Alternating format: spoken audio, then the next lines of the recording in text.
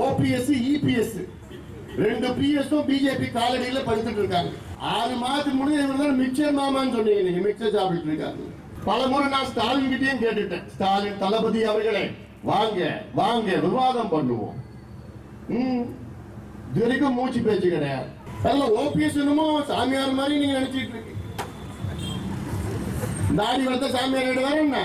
2 வசனம் பேசினா வசனத்துக்கு ஓட்டு போடுறீங்க, அடுக்கு மொழியில பேசினா அதுக்கு ஓட்டு போடுறீங்க. என்ன EPS OPS அந்த PS இந்த PS அப்புறம் தீபக் தினகரன் இந்த கரன் என்னென்னமோ வந்துட்டு இருக்கு. தினம் புதுசு புதுசா ஒண்ணு வந்துட்டு இருக்கு. இப்படி கண்மூடித்தனமா ஓட்டு போட்டுதான் இப்ப அலிபாபாவும் 30 திருடங்களும் தமிழ்நாட்டை ஆண்டுட்டு இருக்காங்க. பாபநாசத்தில் தொடங்கி இன்று தூத்துக்குடியில் முடிக்கின்ற இந்த பேரணி, தாமிரபரணி தமிழ்நாட்டில் இருக்கின்ற ஒரே ஒரு வற்றாத ஜீவ நதி. அந்த காலத்தில் தாமிரபரணி தண்ணீரை குடித்தால் வீரம் வரும், வேகம் வரும். ஆனால் இப்பொழுது தாமிரபரணி தண்ணீரை குடித்தால் காலரா வரும், டைபாய்டு வரும். அந்த அளவுக்கு இந்த ஆறு மாசுபடுத்த கழிவுகள் அதில் கலந்து கிட்டத்தட்ட சாக்கடையாக ஓடுகின்ற இந்த ஆறு, இதை நாம் காப்பாற்ற வேண்டும் என்று எங்களுடைய நிறுவனர் மருத்துவர் ஐயா அவர்கள் ஆணையிட்டு இங்கே நாங்கள் வருகை தந்திருக்கின்றோம். எங்களுடைய நோக்கமெல்லாம் தமிழ்நாட்டில் இருக்கின்ற ஒரே ஒரு ஜீவ நதி, இதை எப்படியாவது நாம் காப்பாற்ற வேண்டும் என்ற எண்ணம். இந்த எண்ணம் பாட்டாளி மக்கள் கட்சிக்கு மட்டும்தான் வரும், வேறு எந்த கட்சிக்கும் இது வராது, தெரியாது. தமிழ்நாட்டில் இருக்கின்ற திராவிட கட்சிகள் எல்லாம் இருக்கின்ற இயற்கை வளங்களை எப்படி கொள்ளையடிக்கலாம் என்ற எண்ணம். ஆனால் எங்களுக்கு இதை எப்படி காப்பாற்றலாம்? காரணம், சுற்றுச்சூழல் எங்கள் இதயத்தில் அருகில் இருக்கின்றது. எங்கே சுற்றுச்சூழல் பாதிக்கப்பட்டாலும் முதலாக அங்கே குரல் கொடுத்து போராடுவது மருத்துவர் ஐயா அவர்களும் பாட்டாளி மக்கள் கட்சியும் தான். இது அந்த காலத்தில் இருந்து நடக்கின்ற செயல். ஏதோ திடீரென்று தாமிரபரணியை பாதுகாப்போம் என்று நாங்கள் இந்த நிகழ்ச்சி நடத்தவில்லை. 20 ஆண்டுகளுக்கு முன்பு எங்களுடைய மருத்துவர் ஐயா அவர்கள் பாலாற்றை காப்போம் என்று 3 நாட்கள் சைக்கிள் பேரணியை நடத்தினார், 5000 இளைஞர்களை வைத்து. எப்போ? 20 ஆண்டுகளுக்கு முன்பு. 20 ஆண்டுகளுக்கு முன்பு பவானி ஆற்றை காப்போம் என்று 3 நாட்கள் சைக்கிளில் ஐயா அவர்கள் சென்று பயணம் நடத்தினார். அதன் பிறகு காவிரி ஆற்றை, இன்று தாமிரபரணி ஆற்றை காப்போம் என்று நானும் 16 ஆண்டுகளுக்கு முன்பு 32 கிலோமீட்டர் ஒரே நாளில் 10,000 இளைஞர்களுடன் பாலாற்றை காப்போம் என்று சைக்கிள் பேரணி என் தலைமையிலே அன்று நடத்தினோம். அதன் தொடர்ச்சியாக எங்கே சுற்றுச்சூழல் பாதிக்கப்பட்டாலும் அங்கே தொடர்ந்து போராட்டம், தொடர்ந்து விழிப்புணர்வு பேரணிகள், பிரச்சாரங்கள் நாங்கள் மட்டும்தான் செய்து வருகின்றோம். இதற்காகவே மருத்துவர் ஐயா அவர்கள் பசுமை தாயகம் என்ற ஒரு அமைப்பை தொடங்கியிருக்கின்றார். இந்த அமைப்பு எங்கே மக்கள் பாதிக்கப்பட்டாலும், எங்கே சுற்றுச்சூழல் பாதிக்கப்பட்டாலும் அங்கே தொடர் போராட்டங்கள். முத்துநகர், தூத்துக்குடி, அதற்கு பேர் முத்துநகர், இன்று மாசு நகராக மாறி இருக்கிறது. எங்கே பார்த்தாலும் மாசு, எங்கே பார்த்தாலும் புகை, எங்கே பார்த்தாலும் சாம்பல். எப்படி இருந்த நகரம் இது இன்று மிக மிக மோசமாக இருக்கிறது. இன்னைக்கு உண்மையிலே சொல்ல போனா இந்த தூத்துக்குடி நகர் தமிழ்நாட்டிலே அதிக மாசுபட்ட நகராக இந்த நகர் இருக்கிறது. இந்த நகரை சுற்றி ரசாயன தொழிற்சாலைகள் இருக்கிறது, நிலத்தடி நீர் போயிடுச்சு, நிலம் போயிடுச்சு, குடிநீர் போயிடுச்சு. தமிழக அரசு சார்பில் கிட்டத்தட்ட 5 அனல் மின் நிலையங்கள் இயங்கி வருகிறது. மொத்தத்தில் 12 அனல் மின் நிலையங்கள் இருக்கிறது.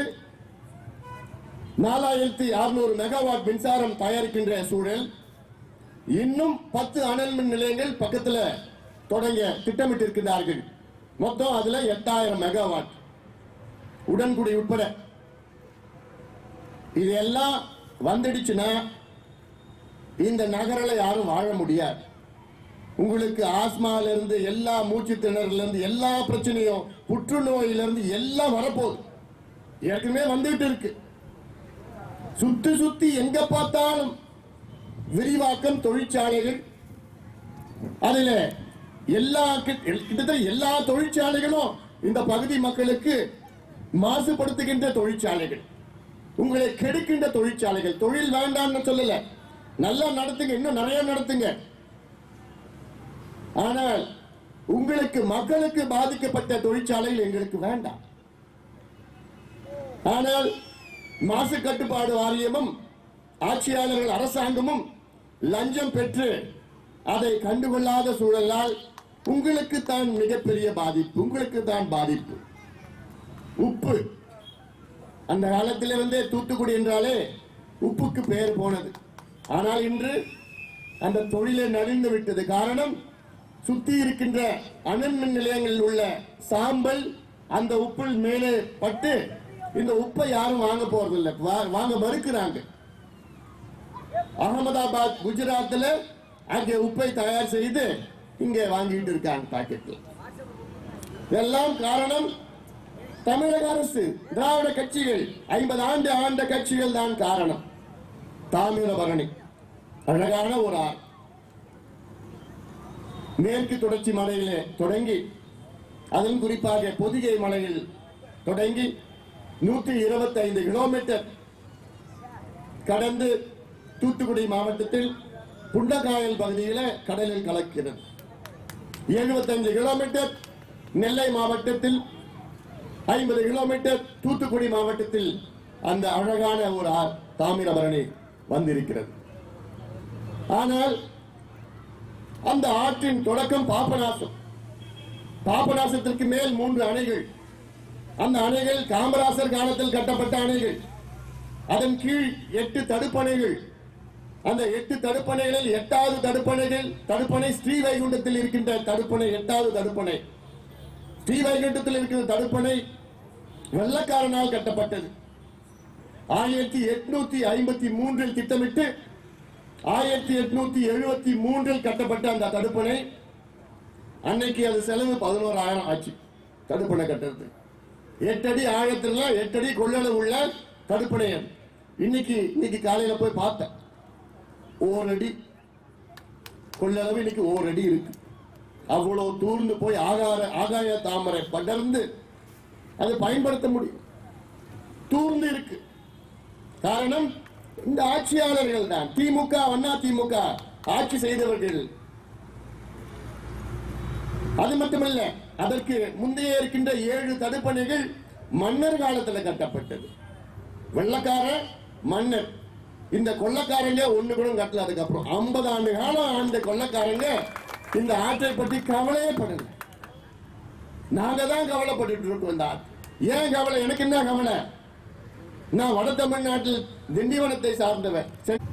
சென்னையில ஒரு ஆறு கூவம். நீங்க கூவம் சொன்னாலே நீங்க சிரிப்பீங்க. ஏன்னா கூவம் உலகளவில் ஃபேமஸான ஆறு. எதுக்கு ஃபேமஸ்? நாத்துக்கு, சாக்கடைக்கு, கழிவுக்கு. ஆனா இதே கூவத்துல 30 ஆண்டுகளுக்கு முன்பு சென்னை மக்கள் இந்த கூவத்து தண்ணியை குடிச்சாங்க. கோவில்ல இந்த தண்ணியை எடுத்துதான் போய் பூஜை பண்ணாங்க கூவத்துல இருந்து. எப்போ? வெறும் 30 ஆண்டுகளுக்கு முன்பு. ஆனா இன்னைக்கு கிட்ட போக முடியுமா? அவ்வளவு கழிவு சாக்கடையா மாறி இருக்கிறது கூவம். இதே போன்று தாமிரபரணி இந்த நிலை தொடர்ந்தால் அடுத்த கூவமாக மாற இருக்கிறது. அரசுக்கு எச்சரிக்கை. அரசாங்கமே உடனடியாக செயல்படுத்துங்கள். நாங்கள் சொல்கின்ற திட்டங்களை செயல்படுத்துங்கள். அந்த காலத்தில் நம் முன்னோர்கள் நல்ல ஒரு தூய்மையான புனிதமான ஆற்றை நமக்கு விட்டு சென்றார்கள் தாமிரபரணி. ஆனா இந்த திராவிட கட்சியால் இந்த ஆறு மாசுபட்டு சாக்கடையாக கழிவுகளாக மாறி இருக்கிறது. இருக்கின்ற தண்ணீரும் உறிஞ்சி எடுத்துக் கொண்டிருக்கின்றார்கள் ரசாயன தொழிற்சாலைகள். இதற்கு ஒரு முற்றுப்புள்ளி. எப்படி முற்றுப்புள்ளி? தமிழ்நாட்டில் ஆட்சி மாற்றம் வர வேண்டும். உங்களுக்கு நல்லது நடக்கும், நல்ல திட்டங்கள் உங்களுக்கு கிடைக்கும். இல்லையே இந்த இரண்டு கட்சிகள் தொடர்ந்தால் குண்டு சட்டியில குதிரை ஓட்டிட்டு இருப்பாங்க. அவங்களுக்கு தெரியாது, எதுவுமே தெரியாது. நான் மீண்டும் மீண்டும் சொல்லிட்டு இருக்கேன். சில பேர் கேட்பாங்க, என்னங்க நீங்க சொல்றீங்க திமுக ஒண்ணும் தெரியாது, அண்ணா திமுக ஒண்ணும் தெரியாதுன்னு நீங்க சொல்றீங்களே, எப்படி சொல்றீங்க? சரி, அதை நிரூபிச்சிடலான்னு சொல்றேன். எப்படி நிரூபிப்பீங்க? திமுக காரங்களும் அண்ணா திமுக காரங்களும் ஒரே மேடையில கூப்பிடுங்க, நானும் வரேன், விவாதம் பண்ணுவோம், மக்கள் நேரலையில பார்க்கட்டும். எந்த கூட்டத்தோட நீங்க நடத்துங்க, எங்க வேணா நீங்க நடத்துங்க. பல முறை நான் ஸ்டாலின் கிட்டயும் கேட்டுட்டேன், ஸ்டாலின் தளபதி அவர்களே வாங்க வாங்க விவாதம் பண்ணுவோம். இது வரைக்கும் மூச்சு பேச்சு கிடையாது. தெரிஞ்சாதானே? இதை பல கூட்டங்கள் நான் சொல்லிட்டு இருக்கேன். இதுல ஏன் நான் சொல்றேன்னா, திமுகவும் அண்ணா திமுகவும் காலாவதி ஆன கட்சிகள். எக்ஸ்பைரி டேட் முடிஞ்சு போச்சு அந்த கட்சிகளுக்கு. 50 ஆண்டு காலம் ஆட்சி செய்து முடிச்சுட்டாங்க, அவ்வளவுதான். புதுசா அவங்களுக்கு தெரியல, சிந்தனைகளோ செயல்பாடோ புதுசா தெரியல. எங்க கிட்ட காப்பி அடிச்சுட்டு இருக்காங்க. எங்க கிட்ட காப்பி அடிச்சு அவங்க அறிக்கையை பார்த்து எங்க அறிக்கை அப்படியே கட்டணம் பேசு. பிளேகரிசம், பியூர் பிளேகரிசம் சொல்லுறது ஆங்கிலத்துல. எங்களுடைய தேர்தல் அறிக்கையை திமுகவுல 60 விழுக்காடு அப்படியே ஈ அடிச்சாங்க காப்பி சொல்லிட்டு ஈ அடிச்சாங்க காப்பி. அப்படியே வார்த்தைக்கு வார்த்தை, புள்ளி காமா ஃபுல் ஸ்டாப் எல்லாமே அப்படியே காப்பி அடிச்சு வச்சிருக்காங்க. ஏன்னா அவங்களுக்கு இல்ல, முடிஞ்சு போச்சு, அவ்வளவுதான். நான் நேற்று கூட பேசினேன். எக்ஸ்பைரி டேட்னா என்ன?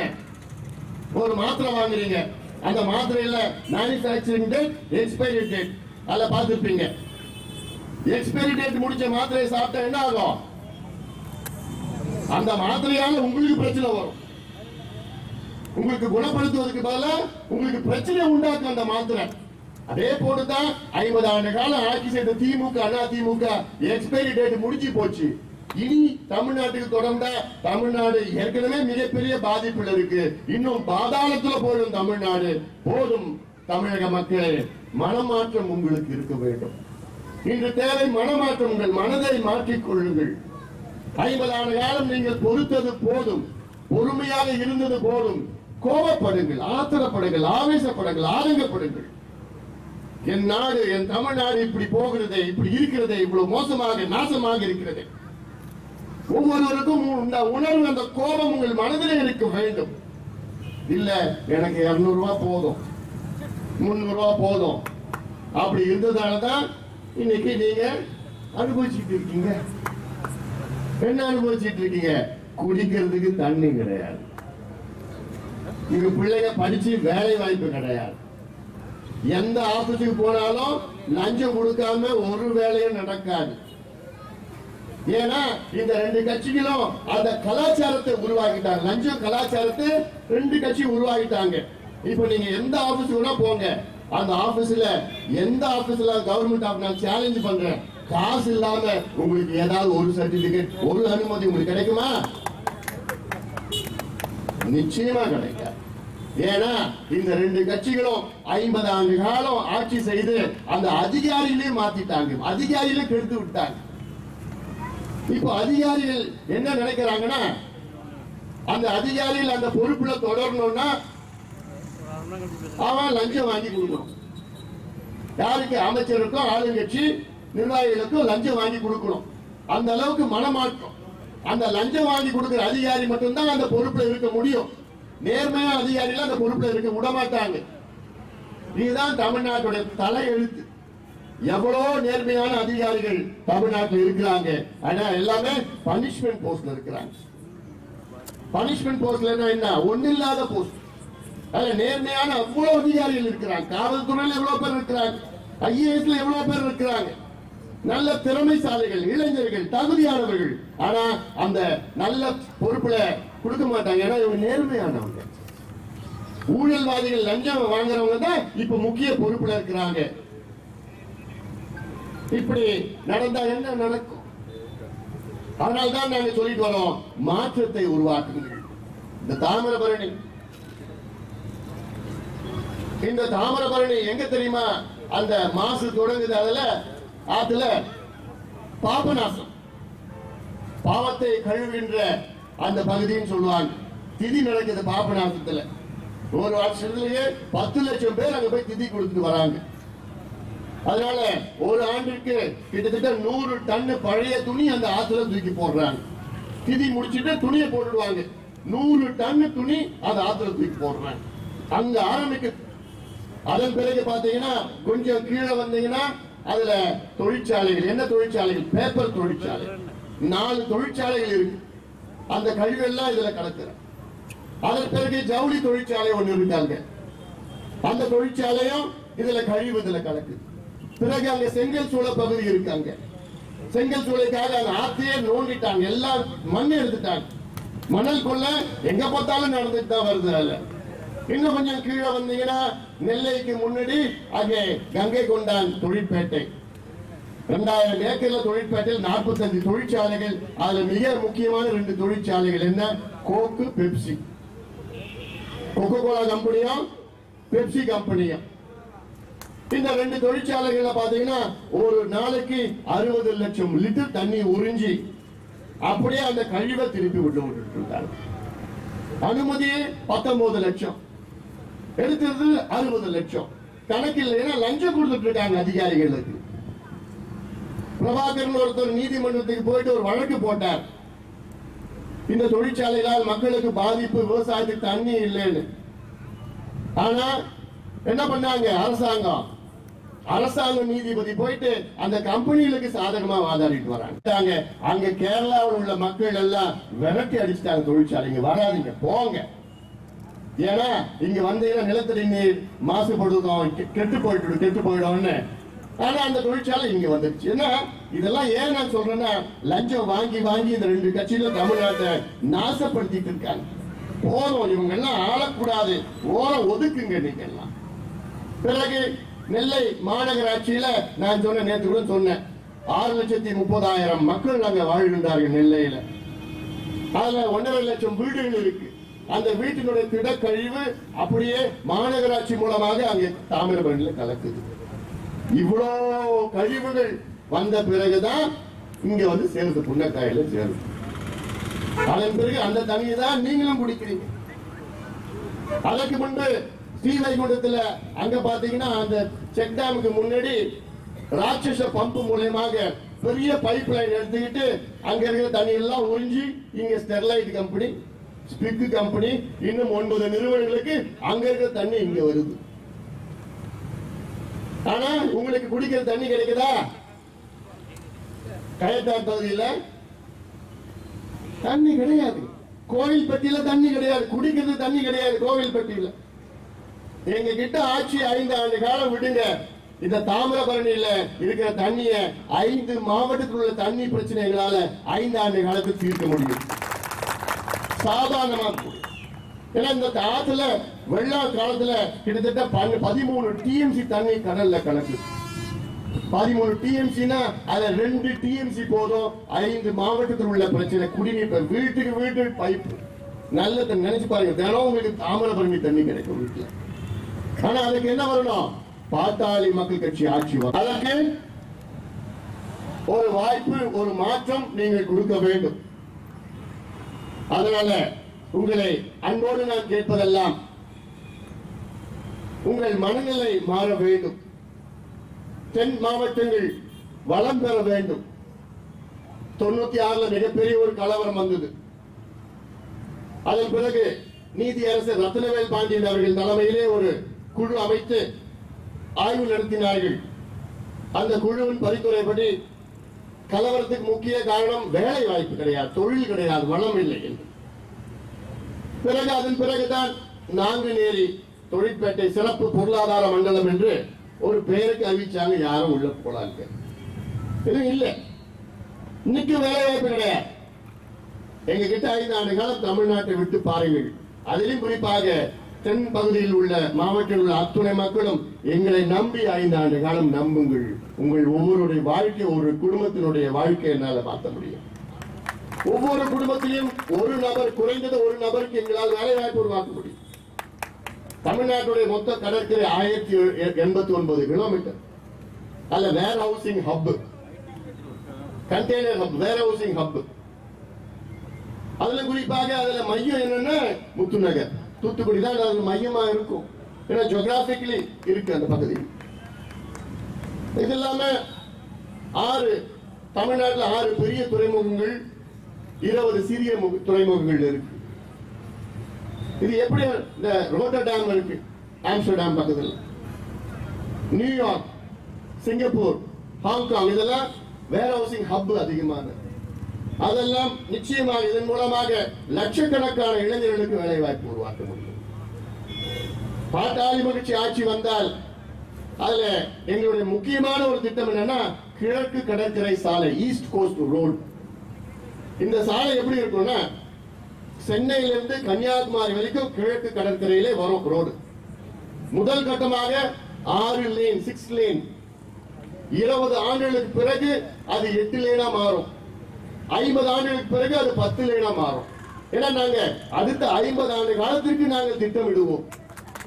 திமுக அடுத்த 5 ஆண்டு காலத்துக்கு திட்டமிடுவாங்க, அடுத்த தேர்தலுக்கு திட்டமிடுவாங்க. நாங்க அடுத்த தலைமுறைக்கு நாங்க திட்டம் போடுவோம். நாங்க அந்த ஒரு ஹைவேஸ் கட்டிட்டா போதும், தமிழ்நாடு எங்கே போகும். தென் மாவட்டங்கள் மிகப்பெரிய வளர்ச்சி வரும். ஏன்? சுற்றுலா தலங்கள் மட்டும் கிடையாது, இந்த பகுதி முழுவதும் ஆன்மீக தலங்கள் இருக்கிறது. அங்க ஆரம்பிங்க சுற்றுலா தலம். பிறகு அங்க கீழே வந்து கொஞ்சம் கீழே திருச்செந்தூர், இப்படி எல்லாம் கன்னியாகுமரி வரைக்கும் இந்த கிழக்கு கடற்கரை சாலை. கொஞ்சம் அந்த பக்கம் கொஞ்சம் வடக்குல கொஞ்சம் செட்டிநாடு இருக்கு, காரைக்குடி இருக்கு, அது ஹெரிட்டேஜ் டூரிசம் சொல்றது. இப்படி எவ்வளோ இருக்கு திட்டங்கள், எவ்வளவு மக்கள் இதெல்லாம் அந்த அளவுக்கு தொழில் வளம் பெருகும். இதெல்லாம் திட்டமிட்டு இருக்கிறோம், நாங்க திட்டமிட்டு இருக்கிறோம் உங்களுக்காக. அது மட்டும் இல்ல, தமிழ்நாட்டை 5 மண்டலங்களாக பிரித்து ஒவ்வொரு மண்டலத்திலும் regional economic commissioners, regional economic commissioner ரேட் யார் இருப்பாங்கன்னா சீஃப் செக்ரட்டரி கேடர்ல ஒருத்தர் இங்க நியமனம் பண்ணுவோம்.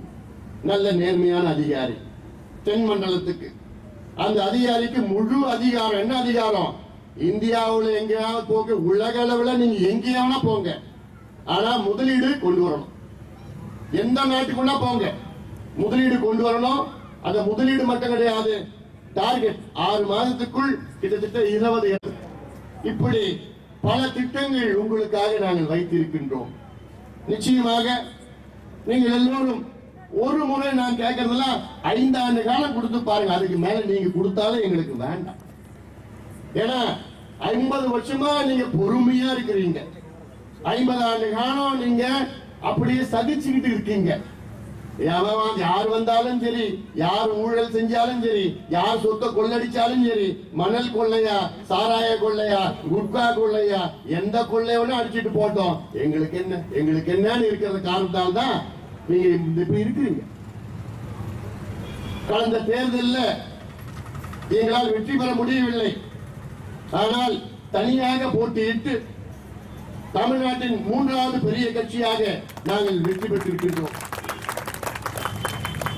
நிச்சயமாக மக்கள் எங்கள் மீது நம்பிக்கை வைத்து அடுத்தது எங்களை ஆட்சிக்கு கொண்டு வருவார்கள், சந்தேகமே கிடையாது.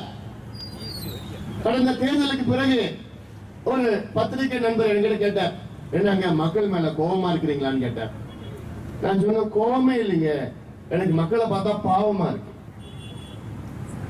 ஏன்னா அவங்களுக்கு தெரியல, ஒரு முதலமைச்சர் ஊழல் செய்து 22 நாட்கள் சிறைக்கு சென்ற ஒரு முதலமைச்சரை மீண்டும் ஆட்சிக்கு கொண்டு வந்திருக்காங்களே தமிழ்நாட்டு மக்கள். அவங்களை பார்த்தா பாவமா தானே இருக்குது. ஏன்னா இந்த மக்கள் எல்லாம் ஏமாளிகள், வெகுளி மக்கள்.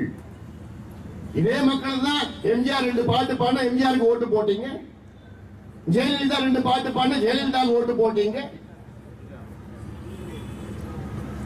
2 வசனம் பேசினா வசனத்துக்கு ஓட்டு போடுறீங்க, அடுக்கு மொழியில பேசினா அதுக்கு ஓட்டு போடுறீங்க. என்ன பேசுறாங்க, என்ன வார்த்தை எல்லாம் தெரியல, அடுக்கு மொழியில பேசிட்டான், வசனம் பேசிட்டாங்க. அடுத்த தேர்தலில் தயவு செய்து சின்னத்தை பார்த்து ஓட்டு போடாதீங்க. இவ்வளவு காலமா நீங்க சின்னத்தை பார்த்து ஓட்டு போட்டு தான் இந்த அளவுக்கு நீங்க இருக்கிறீங்க. அடுத்த தேர்தலில் திட்டங்களை பார்த்து ஓட்டு போடுங்க, செயல் திட்டங்களை பார்த்து ஓட்டு போடுங்க. இவ்வளவு காலமா உங்களுக்கு தெரிஞ்சதெல்லாம் சூரிய இலை சூரிய இலை பெருமையா வர சொல்லுவாங்க. பாருங்க, பச்சை குத்திட்டம் பாருங்க, இலையும் சூரியனும் பச்சை குத்திருக்கு. குத்தி என்ன பிரயோஜனம்? உங்க வீட்டுல உங்க பிள்ளைங்க எல்லாம் வேலையில இருக்கிறாங்களா? இந்த பச்சை குத்துனவங்களுக்குலாம் நான் கேட்கிறேன், உங்க வீட்டுல தண்ணி குடிநீர் வருதா? உங்க வீட்டு வெளியில சாக்கடை சாக்கடை இல்லாம உங்க வீடு இருக்கா? வெளியில கொசு தொல்லாம இருக்கிறீங்களா நீங்க? இல்ல, நாசமாதான் போயிட்டு இருக்கு தமிழ்நாடு. திட்டங்களை பார்த்து அந்த இவ்வளவு காலமா சின்னத்தை பார்த்து ஓட்டு போட்டீங்க, அந்த சின்னத்துல யார் நிக்கிறான்னு பார்த்து ஓட்டு போட்டீங்களா? கலைஞர் வந்துடணும். கலைஞர் யாரை நிக்க வச்சாலும் அந்த வேட்பாளர் படிச்சவனா, பண்புள்ளவனா, நல்லவனா, நேர்மையானவனா, எல்லாம் தெரிஞ்சவனா, தொலைநோக்கு சிந்தனை உள்ளவனா? அதெல்லாம் கிடையாது. கலைஞர் நிக்க வச்சுட்டார், முடிஞ்சு போச்சு. ஜெயலலிதா நிக்க வச்சுட்டா யாருன்னா கண்மூடித்தனமா ஓட்டு போட்டுட்டீங்களா? இப்படி கண்மூடித்தனமா ஓட்டு போட்டுதான் இப்ப அலிபாபாவும் 30 திருடங்களும் தமிழ்நாட்டை ஆண்டுட்டு இருக்காங்க. அவங்களோட நோக்கம் கொள்ளடிச்சிட்டு போயிடணும். ஏன்னா அடுத்த முறை அவங்க வாய்ப்பு கிடைக்க போறது கிடையாது. அவங்க கட்சியில ஒரு எம்எல்ஏ கூட மீண்டும் வரப்போறது கிடையாது. அவங்களுக்கே தெரியும், காற்றுள்ள போதே தூற்றிக்கொள், இருக்கிறப்பவே கொள்ளடிச்சிட்டு போயிடணும். ஒரே கொள்கையில் இருக்கிறாங்க. அவங்க எதை பத்தியும் கவலை கிடையாது. யாரு என்ன சொன்னாலும், யாரு திட்டினாலும் அவங்களுக்கு ஒண்ணு சொரணை எதுவும் கிடையாது. அவங்களுக்கு தேவை பணம் எப்படியாவது வருது. எம்எல்ஏக்குள்ள பேசிக்கிறாங்க, ஏன்பா அடுத்த நான் வரப்போறது இல்லை, இருக்கிறப்ப காசு கொடுக்குற வாங்கிட்டு போறான், அமைதியா இருக்கணும்பா. இதுதான் காரணம். ஓட்டு போட்டு ஒரு ஊழல்வாதியை மறுபடியும் முதலமைச்சராக்குனீங்களே, நீங்க தான் காரணம். எனக்கும் விவசாய சங்கத்துக்கும் சமூக ஒப்பந்தம் போட்டு பாண்டு பேப்பர்ல கையெழுத்து போட்டு கொடுத்தேன். எங்கள் ஆட்சியில் 2 ஆண்டு காலத்திற்குள் உங்களுடைய கோரிக்கை நிறைவேற்றவில்லை என்றால் நான் பதவி விலகுவேன். நான் பாண்டு பேப்பர்ல போட்டு கையெழுத்து கேட்டாங்க விவசாயிகள். இன்னைக்கு அனுபவிச்சுட்டு இருக்காங்க. நான் கேட்கிறேன், இன்னைக்கு ஜனாதிபதி தேர்தல் இப்ப நடக்க போகுது. ஜனாதிபதி தேர்தலுக்காக ஆளும் கட்சியிலிருந்து எவ்வளவு பேர் எங்க கிட்ட கேட்டாங்க, ஆதரவு கொடுங்கன்னு கேட்டாங்க. ஆனால் மருத்துவர் ஐயாவுடைய தலைமையில எங்களுடைய உயர்நிலை குழு கூடி ஒரு முடிவு எடுத்திருக்கின்றாங்க. என்ன முடிவு? மத்திய அரசு காவிரி மேலாண்மை வாரியத்தை 1 மாதத்தில் நாங்கள் அமைப்போம் என்று அறிவித்தால் பாட்டாளி கட்சி பாஜகவுடைய ஜனாதிபதி வேட்பாளருக்கு ஆதரவு கொடுப்போம் என்று ஒரு அறிவிப்பு. இல்லையே புறக்கணிப்போம் சொல்லணும். இது எவ்வளவு பெரிய அறிவிப்பு! நமக்கு ஒரு ஓட்டு இருக்கு. ஒரு ஓட்டுனா அது கிட்டத்தட்ட எண்ணிக்கையில பார்த்தா 950 எண்ணிக்கை நம்பர்கள். இந்த ஒரு ஓட்டுனால மிகப்பெரிய மாற்றம் வரப்போறது கிடையாது.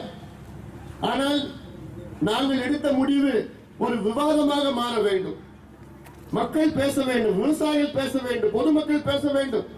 என்ன பேசணும்? தமிழ்நாட்டிற்கு 8 விழுக்காடு ஓட்டு இருக்கு ஜனாதிபதி தேர்தலில்.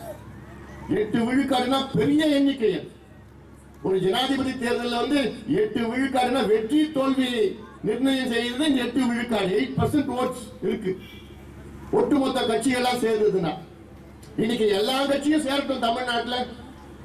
திமுக, அண்ணா திமுக, எந்தெந்த கட்சி எல்லாம் ஓட்டு, எல்லா கட்சியும் சேர்ந்து காவிரி மேலாண்மை வாரியத்தை அமைச்சாதான் நாங்க உங்க வேட்பாளருக்கு ஆதரவு கொடுப்போம், இல்லைன்னா மாத்தி போடுவோம் மிரட்டினா என்ன ஆகும்?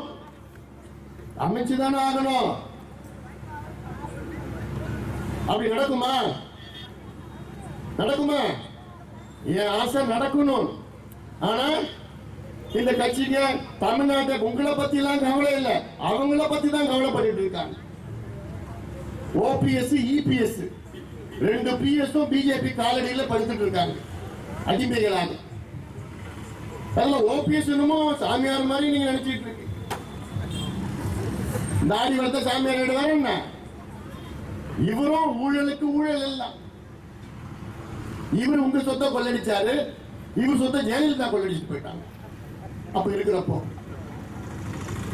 இவர் என்னமோ 6 மாதத்துக்கு முன்னாடி இவர் தான் மிக்சர் மாமான்னு சொன்னீங்க, நீங்க மிக்சர் சாப்பிட்டு இருக்காரு. இன்னைக்கு ஏதோ ஓபிஎஸ் அங்க ஊருக்கு போறாரோ பேசுறாரோ, அம்மா அம்மா என்ன அம்மா அம்மா தானே நீங்க இருக்கிறவங்க தூக்கி எரிஞ்சிட்டாங்க உங்களை, இன்னைக்கு அம்மா அம்மான்னு சொல்லிட்டு இருக்கீங்க. ஏன் நீங்க தானே 3 மாசம் முதலமைச்சரா இருந்தீங்க, அப்போ அம்மா உங்க அம்மா எப்படி சேர்த்தாங்க நீங்க ஒரு என்கொயரி போட வேண்டியது தானே. உங்க கையில அதிகாரம், முதலமைச்சர் அதிகாரம் எல்லாமே இருந்தது உங்க கையில. ஏன் விசாரணை நடத்தல? இன்னைக்கு போய் அங்க இருந்து ஊரோட போய் அம்மா மர்மமான முறையில் இருந்துட்டாங்க. ஏன் நாங்க சொல்லிட்டு வரோம், பல முறை நாங்க சொன்னோம். நீங்க முதலமைச்சரா இருந்ததுல இருந்தே நாங்க சொல்லிட்டு வரோம். டாக்டரா நான் சொன்னேன், எங்களுடைய நிறுவன மருத்துவர் ஐயா சொன்னாரு, பல முறை சொன்னாரு, அது கேட்கல. ஏன்னா பதவியில இருந்த பதவி எடுத்து தூக்கி போட்டோம்னா இப்பதான் உங்களுக்கு அம்மா ஞாபகம் வந்து 2 பேரும் அடிமைகளா இருக்கிறாங்க. உங்களை பத்தி கவலை இல்லை, ஆனா இந்த நிலை மாறணும். ஆனா நான் கேட்கிறேன், பாட்டாளி மக்கள் கட்சி இவ்வளவு பெரிய முடிவு எடுத்திருக்கு, காவிரி மேலாண்மை வாரியத்தை அமைக்கணும், அமைச்சா நாங்க நிபந்தனையற்ற ஆதரவு கொடுப்போம். ஒரு விவசாய சங்கம் எங்களுக்கு ஒரு வாழ்த்து, ஒரு பாராட்டு.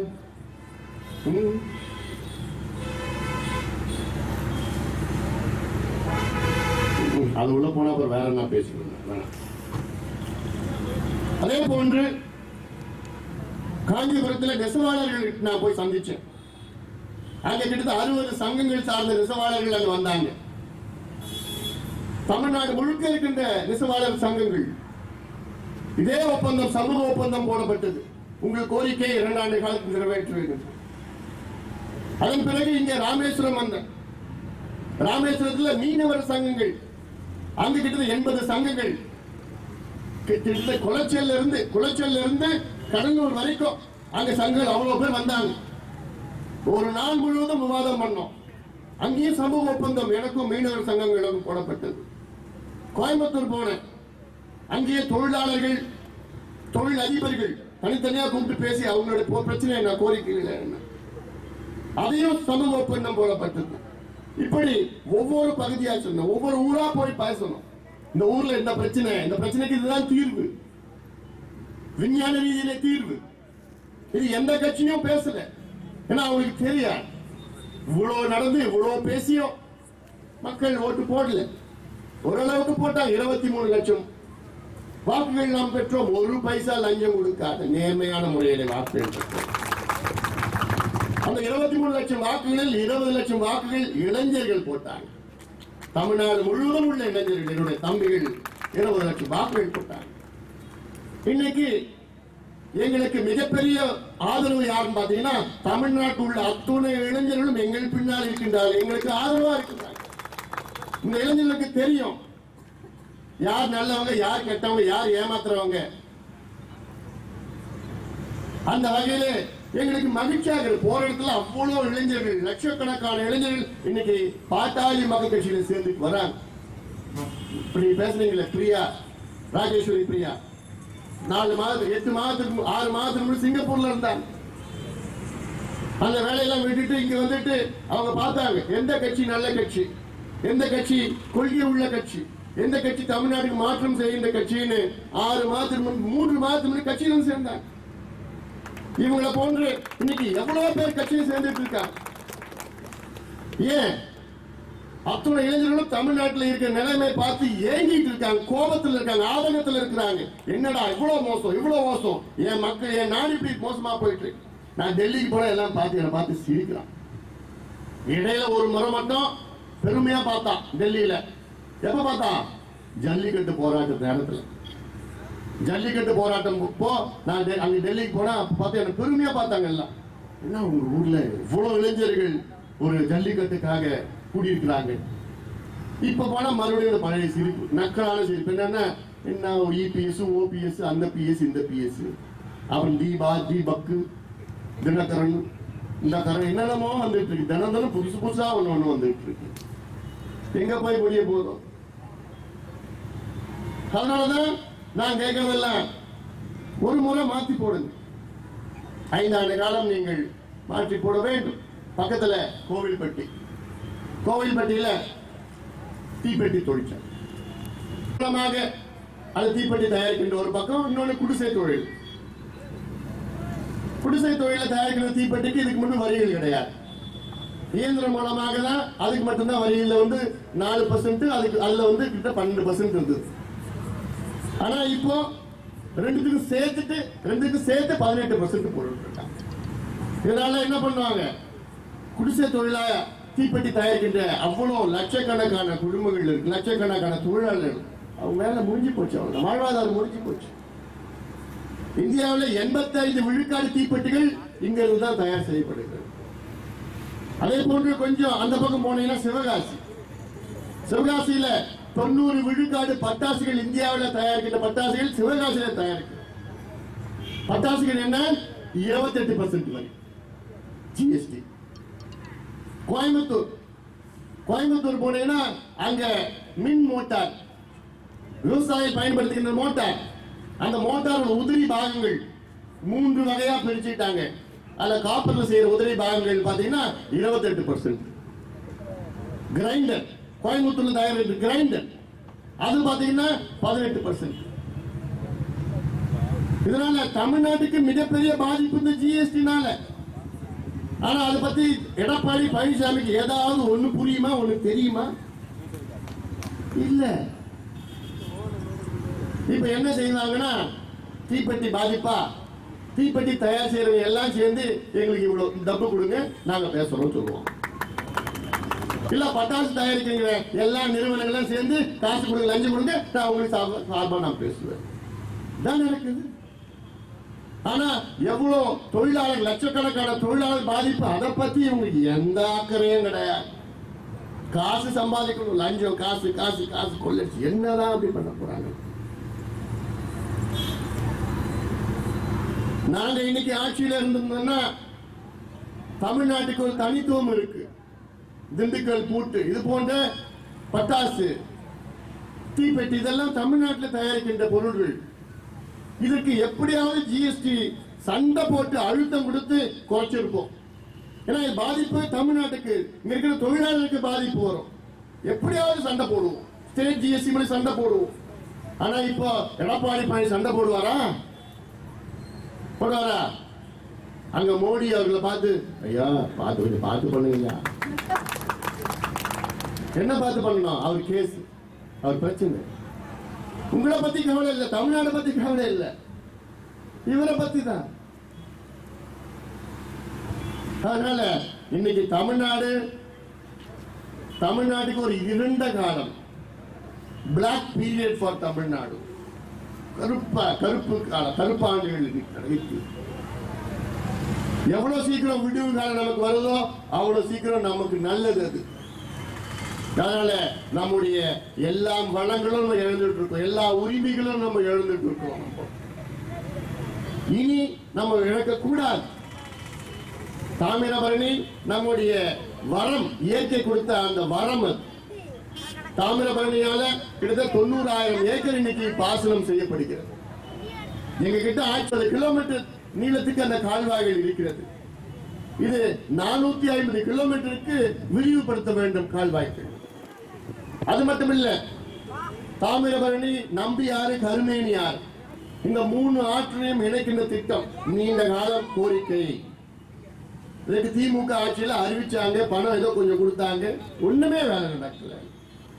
திட்டம் நிறைவேறிச்சுன்னா நாங்குநேரி பகுதி, திசையன் விளை பகுதி, ராதாபுரம் பகுதி, சாத்தான்குளம், இங்க இதெல்லாம் செழுமையாக மாற்றலாம், பசுமையாக மாற்றலாம். குடிநீர் பிரச்சனை மட்டும் இல்லை, விவசாயத்துக்கு பயன்படுத்தலாம். பகுதியில் நான் சொல்றது 13 டிஎம்சி தண்ணி கடல்ல போயிட்டு இருக்கு. இதை இந்த பக்கம் திருப்பி விடணும், இணைக்கணும். இதெல்லாம் எவ்வளவு திட்டங்கள், நீர் பாசன திட்டங்கள் நிலுவையில் இருக்கு. 20 திட்டங்கள் இருக்கு. நீர் மேலாண்மையுடைய முக்கியத்துவம் உங்களுக்கு தெரியல, நீருடைய முக்கியத்துவம் உங்களுக்கு தெரியல. சண்டை போடுறோம் நம்ம கேரளா, நமக்கு சண்டை எதுக்கு? நீர். கர்நாடகா நமக்கும் கிட்ட உள்நாட்டு போர் நடக்குது, நமக்கும் கர்நாடகா எதுக்கு? தண்ணி, குடிநீர். ஆந்திராவுக்கு நமக்கு சண்டை, குடிநீர். உள்ள இருக்கிற எல்லா மாநிலத்துக்குள்ள சண்டை, கர்நாடகாவும் ஆந்திரா சண்டை, குடிநீர். குஜராத்துக்கும் மத்திய பிரதேசம் சண்டை, குடிநீர். மத்திய பிரதேசம் மகாராஷ்டிராவும் சண்டை, குடிநீர். இந்தியா பங்களாதேஷ் தீஸ்தார், இந்த பக்கம் பாகிஸ்தான் இந்தியா சண்டை, சைனா எல்லாத்துக்கும் சண்டை. தண்ணி தண்ணி தண்ணி. ஆனா இங்க நல்ல தண்ணி, நல்ல ஆறு, தூய்மையான ஆறு, ஒரு காலத்துல மூலிகை கலந்த ஆறு, தாமிரம் கலந்த ஆறு. ஆனா அதை நம்ம பாதுகாக்க முடியல. நிச்சயமா பாதுகாக்க வேண்டும். பாதுகாத்து இந்த மக்களுக்கு பயனுள்ளதாக எங்களால் மாற்ற முடியும். அதற்கு மாற்றம் நீங்க கொடுங்க. நான் கேட்கறதெல்லாம் வெறும் 5 ஆண்டு காலம் கேட்கிறேன், அதுக்கு மேல வேண்டாம். ஏன் அந்த நம்பிக்கையில சொல்றேன்னா, டெல்லியில 5 ஆண்டு காலம் நாங்க இருந்த நேரத்துல மத்திய சுகாதாரத்துறையை தலைகீழா மாத்திட்டோம். இன்னைக்கு எனக்கு பிறகு எத்தனையோ அமைச்சர்கள் வந்தாங்க. ஆனா அத்துறை அமைச்சர்களும் நான் தொடங்கின அந்த திட்டத்தை தான் பின்பற்றுறாங்க. ஏன்னா அந்த அளவுக்கு அடித்தளத்தை உருவாக்கிட்டேன் நான், ஒரு பவுண்டேஷனை உருவாக்குறேன் நான். இவங்க சிந்திக்காத திட்டங்கள் எல்லாம் இவ்வளவு காலமா எனக்கு முன்பு கிட்டத்தட்ட 50 ஆண்டுகளுக்கு முன்பு எவ்வளவு அமைச்சர்கள் வந்தாங்க, அவங்க சிந்திக்காத திட்டங்களை நாங்க செயல்படுத்தணும். 108 ஆம்புலன்ஸ் திட்டம் நினைச்சு பாருங்க. 22 மாநிலங்களில் ஓடிட்டு கோடிக்கணக்கான உயிரை காப்பாற்ற திட்டத்தை கொண்டு வந்தது யாரு? பாட்டாளி மக்கள் கட்சி கொண்டு வந்தது. தேசிய கிராமப்புற சுகாதார திட்டத்தை கொண்டு வந்தது யாரு? பாட்டாளி மக்கள் கட்சி. தேசிய கிராமப்புற சுகாதார உலகத்திலே மிகப்பெரிய சுகாதார திட்டத்தை அன்புமணி ராமதாஸ் இந்தியாவிலே தொடங்கி இருக்கின்றார். யார் சொன்னது? ஐநா சபையின் ஆலோசகர் ஜெஃப்ரி சாக்ஸ். பொது இடங்களில் புகைப்பிடிக்க கூடாத சட்டத்தை யார் கொண்டு வந்தா? நம்ம கொண்டு வந்தோம். பாட்டாளி மக்கள் கட்சி கொண்டு வந்தது. குட்காவை இந்தியாவில் தடை செய்தது யாரு? பாட்டாளி மக்கள் கட்சி தடை செய்தது. அந்த குட்காவை வச்சுக்கிட்டு இவங்க சம்பாதிச்சிட்டு இருக்காங்க.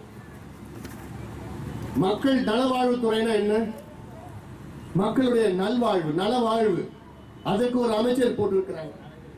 நீங்க நல்லா இருக்கணும், ஆரோக்கியமா இருக்கணும், சுகாதாரமா இருக்கணும், நல்லா இருக்கணும். ஆனா அவர் என்ன பண்ணிட்டு இருக்காரு? உங்களை கெடுக்கின்ற குட்கா நிறுவனத்தை கூட லஞ்சம் வாங்கி காசு வாங்கிட்டு எல்லாம் கொள்ளடிச்சிட்டு போங்க, எல்லாம் குட்கா வித்துட்டு இருக்கீங்கன்னு யார் சொல்ற? தமிழ்நாட்டில் சுகாதாரத்துறை அமைச்சர். இதை விட ஒரு வெக்கம் எங்கேயாவது இருக்குமா?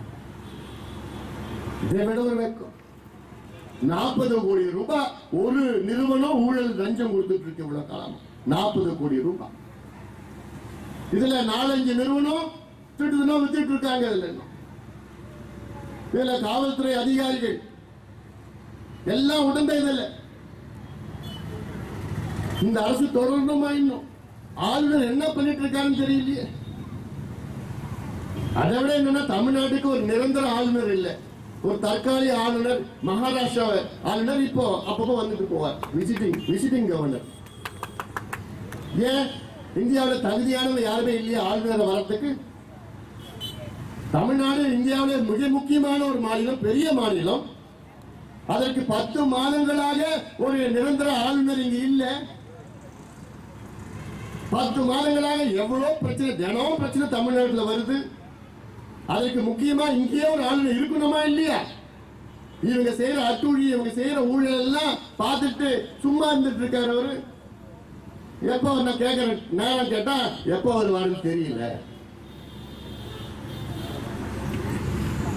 ஆளுநர் இந்த சுகாதாரத்துறை அமைச்சர் தூக்கி போட்டிருக்க வேண்டியதானே? அவ்வளவு லஞ்சம் ஊழல், ஒரு விசாரணை நடத்த வேண்டியதான்.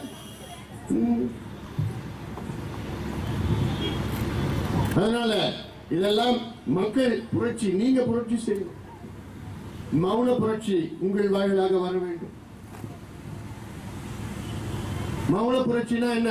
நாடகத்தை தேர்தல் நேரத்தில் நீங்க காமிக்கணும். காமிப்பீங்களா? நிச்சயமா நிச்சயமா. அந்த அளவுக்கு இன்னைக்கு பெண்கள் எல்லாம் நீங்க தயாராக கோபத்தில் இருக்கிறாங்க. சாராய கடைய பாட்டாளி கட்சி மூடினாங்க, ஆனா ஆளுங்கட்சி அதை எப்படியாவது திறக்கணும்னு துடிச்சிட்டு இருக்காங்க. காவல்துறையை பத்தி பேசினாங்க.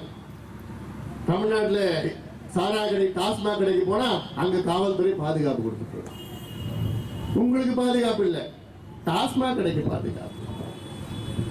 இதை விட ஒரு வெக்கக்கேடு எங்கேயாவது இருக்குமா? டாஸ்மாக் கடை எதிர்த்து போறாங்கன்னா அவங்கள பிடிச்சிட்டு உள்ள போயிடும். என்ன காவல்துறை வேலை இது? சாராய வியாபாரிகளுக்காக போராடுறாங்க. என்ன போராடுறாங்க? எங்க பகுதியில் டாஸ்மாக் கடை வேண்டாம், ஏற்கனவே குடிச்சிட்டு நாசமாயிட்டு போயிட்டு இருக்க சமுதாயம் வீதியில இருந்தது இப்போ வீட்டுக்கு பக்கத்துல வந்துருச்சு கடைகள். அங்க வேண்டாம் தான் பெண்கள் எல்லாம் போராடிட்டு வராங்க. அந்த உணர்வை கூட புரிஞ்சுக்க மாட்டாங்க. காவல்துறை நண்பர்களே, உங்க முதலாளி யாரு? முதலமைச்சர் கிடையாது, உங்க முதலாளி மக்கள். அதை நீங்க மனசுல புரிஞ்சுக்குங்க. மக்கள் போராடினாங்கன்னா அதுக்கு ஒரு காரணம் இருக்கு, முக்கிய காரணம் இருக்கும். அதனால இதெல்லாம் சொல்ல கடமைப்பட்டிருக்கின்றேன். இனி தமிழக மக்கள் மனம் மாற்றம் வேண்டும், ஆட்சி மாற்றம் வேண்டும், அரசியல் மாற்றம் வேண்டும். அப்படி மாற்றம் வந்தால்தான் உங்கள் வாழ்க்கையை முன்னேற்றம் வரும். இப்போ தமிழ்நாட்டில் பார்த்தா போட்டி. என்ன போட்டி? யாருக்கு போட்டி? இவ்வளவு கடந்த காலத்தில் முன்ன அண்ணா அவர்களுக்கும் காமராஜருக்கும் போட்டி போட்டு இவங்க உருவாக்குறது, அவங்க நினைக்கிறது கிடையாது. இவங்க உருவாக்குறது, திராவிட கட்சியில் உருவாக்குறது. இவங்க அவங்க போட்டி போட்டுட்டாங்கன்னா மக்கள் ரெண்டு பேர்ல யாராவது ஒருத்தர் செலக்ட் பண்ணுவாங்க. அதன் பிறகு கலைஞர் எம்ஜிஆர் போட்டி. இப்ப இவங்க உருவாக்குறது தான் ஐடென்டிட்டி பாலிடிக்ஸ் சொல்றது. எல்லாம் அப்படி உருவாக்குறதா இவங்க மேல கோவன அவங்களுக்கு ஓட்டு போடுவாங்க, அவங்க மேல கோவன இவங்களுக்கு ஓட்டு போடுவாங்க. இடையில வேற யாரும் வரக்கூடாது. அதுல ரெண்டு பேரும் அண்டர்ஸ்டாண்டிங். அடுத்தது என்னன்னா கலைஞருக்கும் ஜெயலலிதாவுக்கும் போட்டி. ஜெயலலிதா மேல கோவனா கலைஞர், கலைஞர் மேல கோவனா ஜெயலலிதா. மூணாவது ஆள் வந்துடக்கூடாது உள்ள. அதுல தெளிவா ரெண்டு பேரும் இருப்பாங்க. இப்படி போட்டி போட்டி போட்டி. திமுக அண்ணா திமுக, திமுக அண்ணா திமுக ரெண்டு பேரும் போட்டி போட்டி போட்டி போட்டு தமிழ்நாட்டை கொள்ளடிச்சு நாசப்படுத்திட்டு போயிட்டாங்க. ஆனா நாங்க ஆட்சிக்கு வந்தா என்ன தெரியுமா, என்ன போட்டி வைப்போம் தெரியுமா? திமுக அண்ணா திமுக. இங்க தமிழ்நாடு திமுக அண்ணா திமுக போட்டி. ஆனா எங்களை பொறுத்த வரைக்கும் தமிழ்நாட்டுக்கும் ஆந்திராவுக்கும் போட்டி, தமிழ்நாட்டுக்கும் தெலுங்கானாவுக்கும் போட்டி, தமிழ்நாட்டுக்கும் சிங்கப்பூருக்கும் போட்டி போடும். அது எங்களுடைய போட்டி. அது யார் பெருசுன்னு பார்த்துக்கலாம். யார் நல்ல மாநிலம், யார் முன்னேறிய மாநிலம், எந்த மாநிலத்தில் அடிப்படை வசதிகள், எல்லா முன்னேற்றங்கள், தொழிற்சாலைகள், வேலை வாய்ப்பு, விவசாயிகள் மகிழ்ச்சி எந்த மாநிலத்தில், இதுதான் எங்களுடைய போட்டி. ஆனா இந்த ரெண்டு கட்சியும் குறுகிய அளவில், குறுகிய வட்டத்தில் இந்த போட்டி போட்டுட்டு இருக்காங்க. நம்ம மக்கள் நீங்க எல்லாம் புரிஞ்சுக்கணும். திமுகவின் செயல் தலைவர் ஸ்டாலின் என்னமா நாடகம் நடிச்சிட்டு இருக்காரு. சிவாஜி எல்லாம் ஒண்ணுமே கிடையாது. தினம் ஒரு நடிப்பு. மீண்டும் ஆட்சிக்கு வந்துட்டாங்கன்னா அப்படியே எல்லாத்தையும் அப்படியே போட்டு தமிழ்நாட்டை மாத்திடுவாங்களாம். ஏன் இவ்வளவு காலமா என்னத்தை கிழிச்சிங்க நீங்க? 50 ஆண்டு காலம் நீங்க தானே ஆண்டீங்க, உங்க அப்பா தானே ஆண்டாரு. நீங்க துணை முதலமைச்சராக இருந்தீங்கல்ல. 50 ஆண்டு காலம், 22 ஆண்டு காலம் உங்க ஆட்சியில நடந்தது. அப்ப என்னத்தை கிழிச்சிங்க? இதுக்கப்புறம் வந்து என்னத்தை கிழிக்க போறீங்க? மக்கள் எல்லாம் முட்டாள்கள் கிடையாது, எல்லாம் தெளிவாயிட்டாங்க. இன்னைக்கு இளைஞர்கள் எல்லாம் தெளிவா இருக்கிறான். அவங்க அப்பா அம்மாவும் நீங்க ஏமாத்தி இருக்கலாம். ஆனா என் தம்பிகளை ஏமாத்த முடியாது, இளைஞர்களை இன்னைக்கு ஏமாத்த முடியாது. எல்லாம் தெளிவா இருக்கிறான். கையில போன் வச்சுக்கிட்டு டக்கு டக்கு டக்கு நாமிக்கிட்டு இருக்கான். அதனால இனி உங்களுடைய என்ன வசனம் எல்லாம் ஈடுபட போறது இல்லை, உங்களுடைய நடிப்புலாம் ஈடுபட போறது கிடையாது. நீர் மேலாண்மை. ஸ்டாலின் அவர்களே வாங்க. எத்தனை வாட்டி கேட்டு கேட்டு எனக்கு போர் அடிச்சு போச்சு. கூப்பிட்டு நீர் மேலாண்மை. நானும் ஸ்டாலினும் ஒரே மேடையில நீர் மேலாண்மை பத்தி வாதம். ஏன் அண்ணா அறிவாலயத்திலேயே நீங்க அந்த வாதத்தை வைங்க, நான் வரேன். இல்ல உங்க வீட்டுல கூட வைங்க, நான் வரேன். மக்கள் நேரலையில பார்க்கணும், லைவ் டெலிகாஸ்ட் பார்க்கட்டும், பேசலாம். நீர் மேலாண்மைனா என்ன, தமிழ்நாட்டுக்கு என்ன தேவை, என்னென்ன செயல் திட்டங்கள் இருக்கணும். சரி ஸ்டாலின் கூட வேண்டாம், வேற யாரும் வரட்டும். ஏன்னா எங்களுக்கு இங்க வலிக்குது. விவசாயிகளுக்கு பிரச்சனைனா எங்களுக்கு வலிக்குது. விவசாய தற்கொலை எங்களுக்கு வலிக்குது. உங்க பிள்ளைங்க வேலை வாய்ப்பு இல்லாம சுத்திட்டு இருந்தாங்கன்னா எங்களுக்கு வலிக்குது. தண்ணி வீணா கடல்ல போச்சுன்னா எங்களுக்கு வலிக்குது.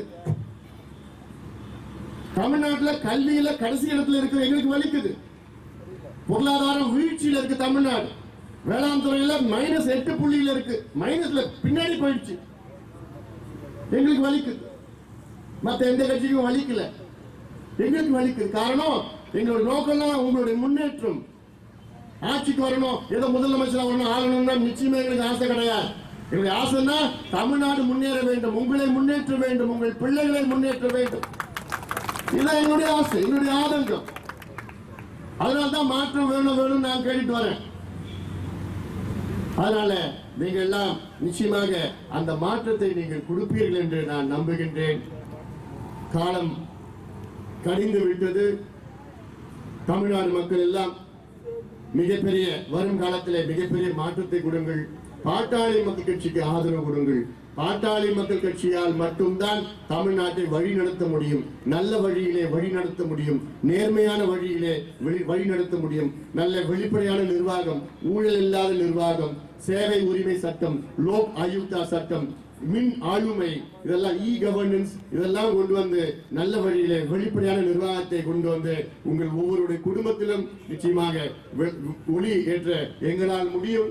அந்த வகையிலே நீங்கள் தொடர்ந்து பாட்டாளி கட்சிக்கு ஆதரவு கொடுங்கள். இது போன்ற தாமிரபரணி ஆற்றை காப்போம் என்று நீர் வளங்களை, நீர் ஆதாரங்களை, இயற்கை வளங்களை காக்கின்ற ஒரே அமைப்பு பாட்டாளி மக்கள் கட்சி.